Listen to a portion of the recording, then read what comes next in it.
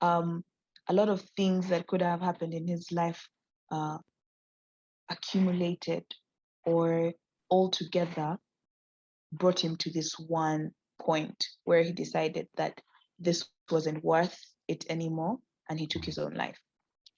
And I just keep thinking, what if different people at different seasons in his life were just kind? We're just kind, we're just kind, we're just kind, without just answering rudely, they were just kind.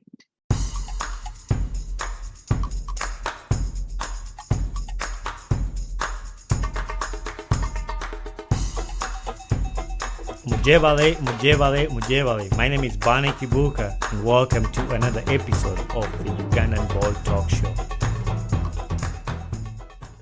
What are the challenges to mental health like in Africa or like Uganda?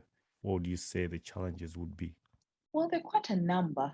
They're quite a number, and I will group them maybe on personal or individual challenges, on societal challenges, and then maybe perhaps trickle down to the governmental authority challenges.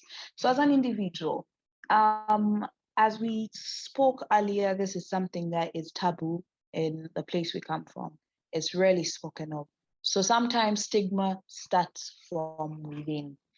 As Jackie, if I have a problem, I am not feeling well emotionally, I am feeling a certain form of pain that I can't exactly physically describe or point at, then I may not be able to articulate that. But even if I can't articulate that, there is fear that I'm going to be judged. Now, is this from society? Perhaps, but as well, it could come from yourself initially. So, as an individual, a lot of individuals stand in the way of their own mental health because they are the first to stigmatize what they have, in the sense that they keep having these pep talks with themselves and they keep telling themselves that this isn't normal, I am stronger than this. Black people don't suffer this kind of things. I'm African, these are white people problems. So that stigma starts with yourself, with undermining or invalidating the feelings you have. Now, if you are invalidating that by yourself, it is much harder to come to terms with the fact that you need help. So that is a huge, huge challenge individually. Then I will say society-wise. In the society, I think mental health has not yet gotten a platform in society. A lot of people just want to sweep this under the rug because it's uncomfortable. And people are just wired to not have uncomfortable discussions. They're uncomfortable because people have mental health issues based off traumas that other people caused or that they caused. So as a society, collectively, we know we have caused a trauma on a certain generation, just simply by the way we think, by the way we handle situations, by the way we communicate. And because of that, then people feel uncomfortable to generally talk about mental health because they feel like it's a blame game. And that's not really what it is. It's just shedding light on a certain issue. But if people continuously feel like it's a blame game, then definitely speaking about an issue such as this is difficult, especially in a community such as this. Now, with that said, we come from a country like Uganda, which is very diverse. We have over 60 tribes. And that diversity, perhaps people are not too keen to understand that or at least appreciate it. And because of that, then people perhaps could be able to articulate it, where they come from. But if they're in a group of other people that don't understand their culture, then it's difficult to articulate. Okay. Mm. And because right now there's a lot of mixing, which is a wonderful thing. Diversity is a great thing, but there's a sense of loss of identity where people don't feel like they belong in certain places anymore, and we don't address this. We just force down certain cultures on them that perhaps do not really embody who they really are all throughout. So there's just so much in society that keeps us from talking about these kinds of things. Yeah. And then people with this knowledge have failed to pass it down. Because when you look at how people used to communicate a long time ago, there were spaces within the community for people to have these kinds of engagements. While they did not term it as mental health talks or we're going to talk about mental health, but there was always spaces in Buganda. Sengas were particularly um, um, tasked with talking to people about marriage, okay, and the difficulties and the intricacies that come with that. Elders were tasked to talk about things that involved finances and work, you know. So right now, that kind of structure isn't there, and there hasn't really been a replacement for those kinds of things. So now people are in limbo. Where do I go for this kind of information? For if I feel a certain type of way, who do I talk to? So society as a whole is dropping, I think, cultures that used to serve us very well and adopting cultures along the way that aren't doing so much to serve us in a bid to protect themselves from acknowledging that certain issues might have been caused as a result of collectively how our society thinks, functions, and perhaps is resistant to evolve. Mm-hmm. Um, then I will say government challenges. I will speak of this much more because in a lot of the work I do, I aim to change policy because um, while we might have these discussions, it is really relevant for all these discussions as well to be written down in policy for things to actually change, for effect to take place. So for government, one, I will start by funding. Um, let's just say the health budget in my country is just minimal. And on top of that, just 1% goes to mental health. Okay. With that said, around 60% of that 1% goes to one hospital, which is the psychiatric hospital, the referral psychiatric hospital for Uganda, which is Okay. Butabika, right? Yeah. So 1% of the health budget is for mental health. 60% of that goes to one institution. So the 40% is then left to trickle maybe to some NGOs or some regional referrals that have some form of psychiatric healthcare that they're providing. So, with that said, it just really goes to show the priorities. And um, it just goes to show that physical health is taken to be more important than mental health. I will not say one is more important than the other, but I will just say both are equal. And for that, that needs to also reflect in how we budget for our money as well. It must be reflected in how much efforts we put towards offering mental health care. So, as I've also just highlighted budgeting and how much goes to mental health care, I'll also say this um, we have only one referral hospital. That means that if you are in Soroti, if you are in Gulu, if you are in Jinja, Mbale, these are districts all within Uganda from different regions, and you have a mental health disorder, then you have to come to Butabika, which is in Kampala Central. Mm.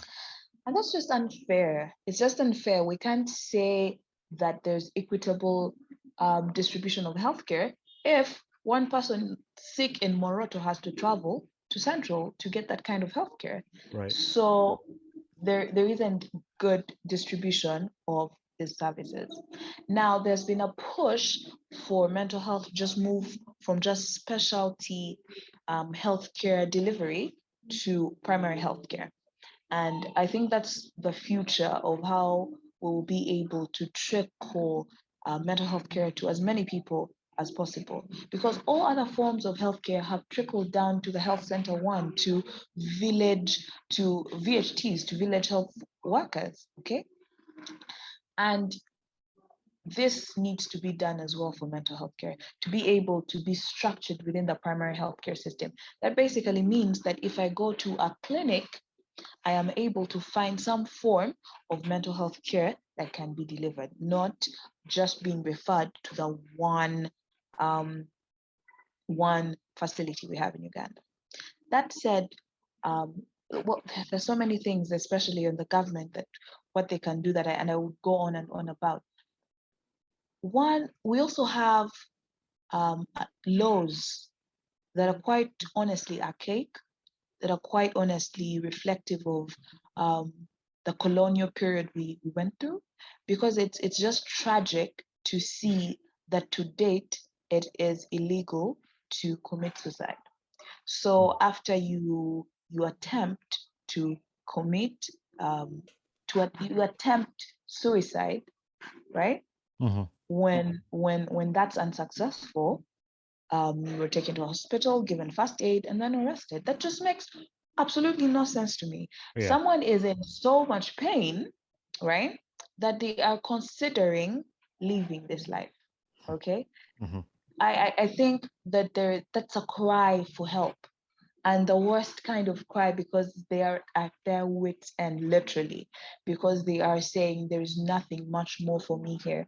And we need to be able to create safe spaces for people. Like, we need to be able to embrace people. We need to be able to tell them, yo, we may not necessarily understand what you're going through, but we're willing to help. And certain laws such as those just quite honestly defeat the Yeah. purpose. They just set us back like milestones, like, yo.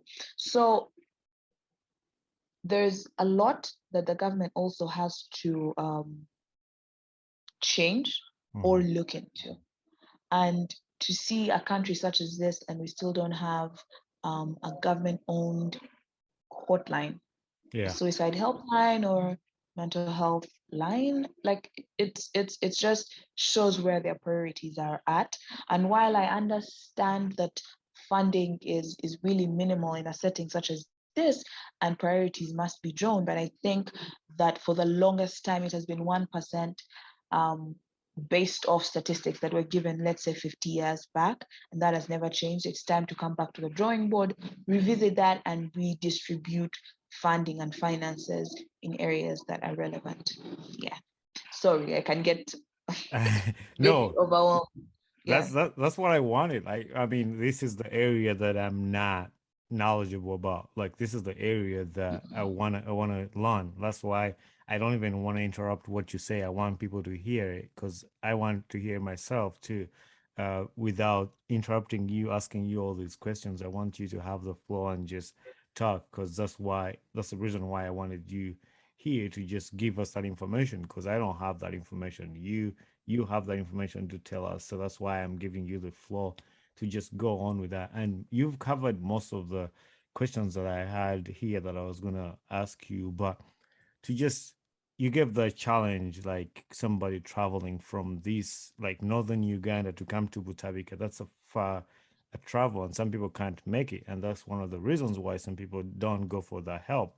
But what would you say like somebody, an individual can do to take care of their mental health if they can't like access the one place that is available in Uganda? What would somebody do to take care of their mental health? Okay. So there are a couple of things you can do to take care of your mental health. But with that said, there are certain things, or there may not just be, that we can't just um, do yoga for or meditate. There's so many things I can say, let's do this, let's do that, and it would go quite honestly improve your mental health. But there's some challenges, some mental health disorders that quite honestly need specialty help, that need medical help. I will not be able to tell a schizophrenic to do certain therapies. They need medications. Yeah. There is so much, there's so much intricate um, chemical imbalances going on in their minds that need to be rectified with medication.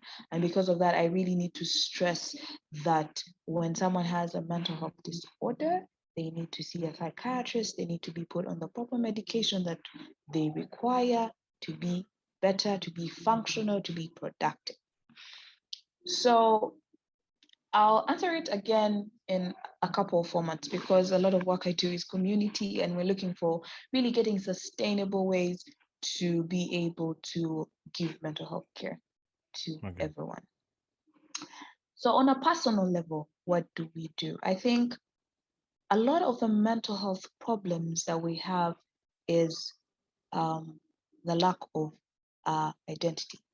Who am I? As Jackie, who am I? Do I know who that is? Jackie now is as a result of past experiences. The Jackie I am now is as a result of what happened to me 5 years ago, what happened to me 20 years ago, what happened to me along my journey. But for me to be able to know who I am now, there must be a recognition of my past. There must be a point where I get to sit, introspect, understand those past experiences, and see who they have formed. Do I like who they have formed? Okay. And if you don't, there's always room to change, because I think that's what is beautiful about humanity, is that there's ability for us to evolve, to morph, and hopefully we're all morphing to better versions of ourselves. So one, it's rooted in identity. Do you know who you are and why you do certain things?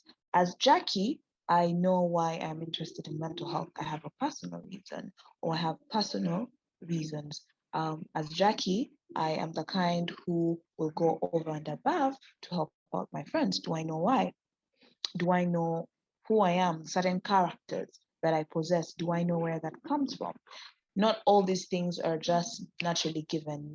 You may be witty, you may be, but there are certain parts of us or characters that are formed as a result of our past, as a result of our experiences, and we really need to be cognizant of all those things. So identity. Do we know? I think the second thing that really kills us is the need for validation from one, ourselves, two, our family, three, society. Now you are trying to validate yourself to like a society that quite honestly will love you today and hate you tomorrow. So with that understanding, especially on social media, you are posting all these things for validation from people who would care less. Today they care about you, they give you a couple of likes, but when a scandal breaks out, you are past news. So if you're the kind of person who is seeking validation from a society that, quite honest, is so fluid that it moves and evolves and morphs every second, then that's a very big problem, because then that's a void that can be filled. Because what society wants is ever changing, is ever morphing, and you may not be able to morph into what they need at every season, every second. So that would just put a strain on you.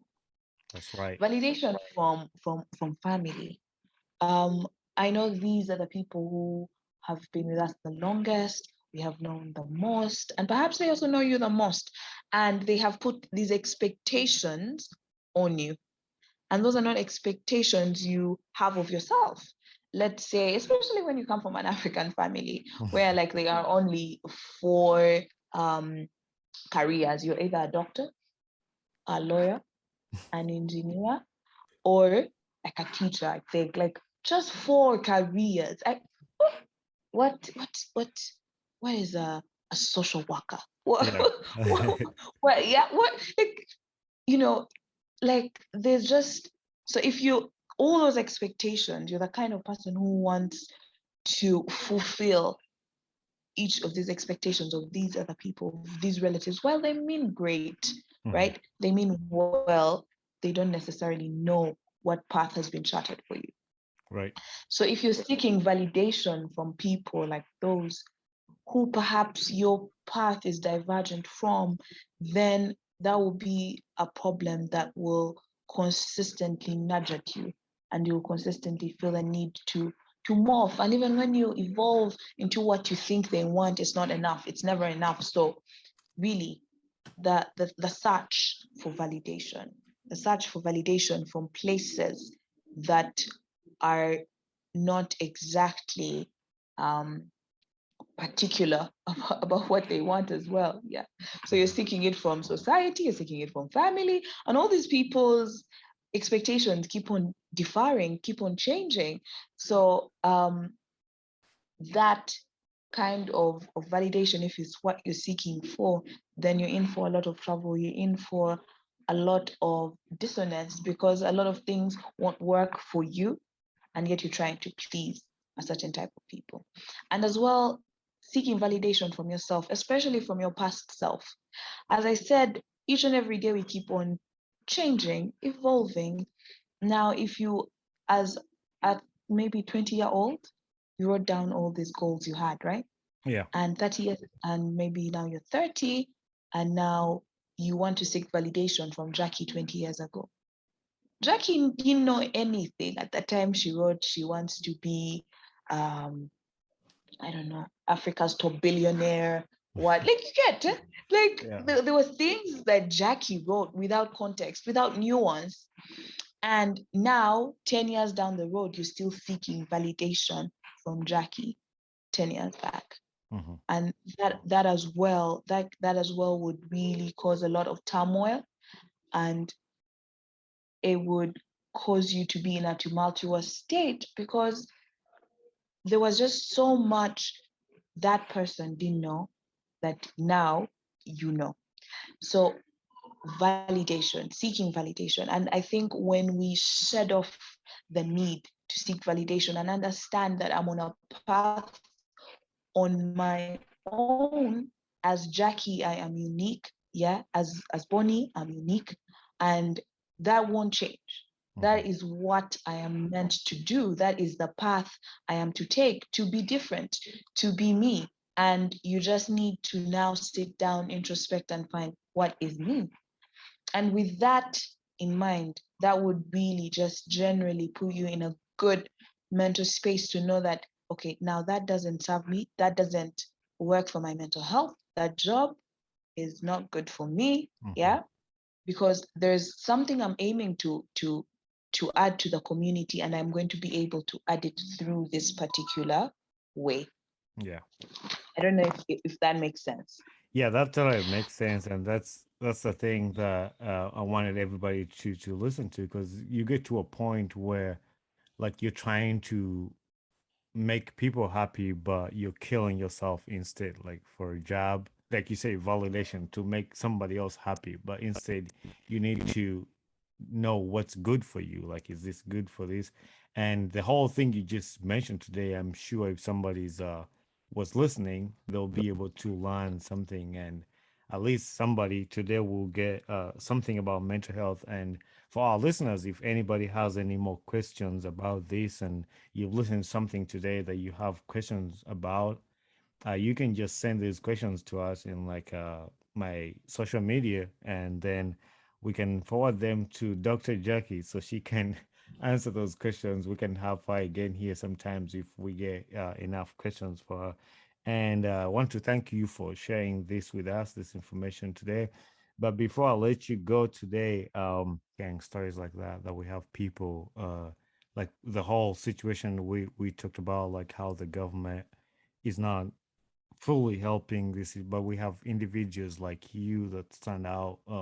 You might not be the richest person in Uganda, but because you have the heart that cares for other people, for the kids, for the parents, and you stand in that position. So I want to thank you for doing that and putting yourself in that position to help somebody else about these things that I never got a chance to get when I was young. And you mentioned about schools, and my toughest time was in schools too, like bullying, and we didn't really have anybody there to just talk to us about it.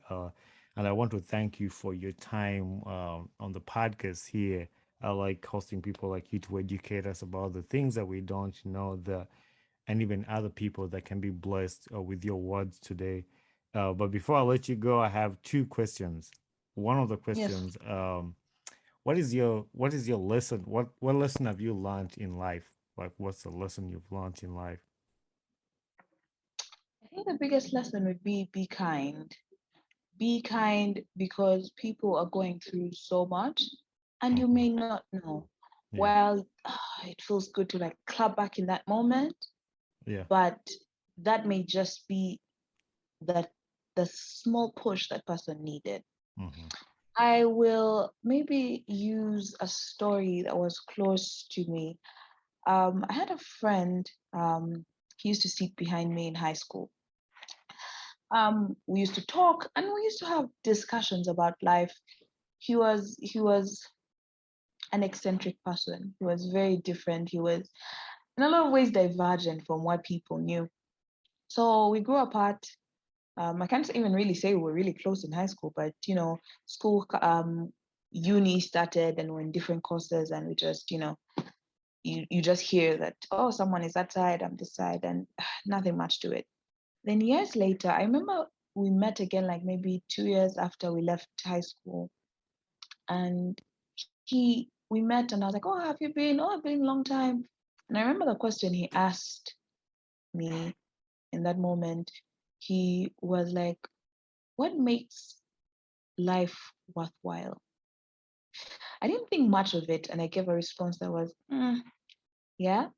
But he had been going through so much at the time, and I didn't know, you know. We weren't close. Perhaps I still wouldn't have known, but I'm just saying that um, a lot of things that could have happened in his life uh, accumulated or um, all together brought him to this one point where he decided that this wasn't worth it anymore, and he took his own life. And I just keep thinking, what if different people at different seasons in his life, were just kind, were just kind, without just answering rudely, they were just kind, you know? And I think we need to recognize that there are parts we play. Like sometimes when you hear of, oh, someone committed suicide, or um, someone is going through a depressive state, or addictions, yeah. Mm-hmm. Have you really thought, what was my part to play in that? In the sense that, one, you being unkind in a certain way at a certain day could have added on the burden this person was carrying. Imagine 5, 10 people were doing this, the Yeah. burden was just getting more and more. So, like, the point I'm trying to say is that let's just all be kind. Let's just all try to be a little bit kinder in every way, in every possible thing we do. Just aim to be kind. Yeah. Yeah, you can beat kindness, and all of us can use a little bit of kindness, a little bit of grace, because we all need that. And like you said, you never know what somebody's going through unless you talk to them. Like if you judge somebody from just what you see, you never know what's in his heart. And like I would say, kind, kind, kind, be kind to everybody. Uh, the other last question: who would you like to see on the podcast next? And you help us get that person here. Hmm. It could be any person. My podcast is open to all stories, anything. Mhm. Uh, so if you know of anybody, you could think it could be. It doesn't matter who they are. I don't care if it's a celebrity. I don't care if they're just a younger person. I don't. My podcast is just Yeah. open for everybody. So Uh, wow, that's a great question.